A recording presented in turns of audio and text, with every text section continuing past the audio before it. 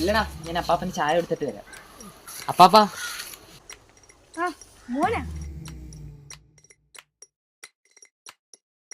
പൊക്കോ, ഭയങ്കര വേല.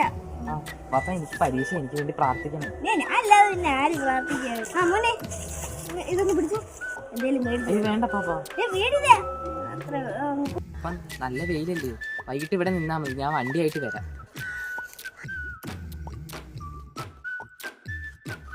പാപ്പ വന്ന് നമുക്ക് പോവാ. പാപ്പ പിടിച്ചിരുന്നോ, അപ്പാപ്പന്റെ ആ പഴയ പാട്ടും കൂടി അങ്ങ് കീച്ചത്. ശരിടാ പോലെ.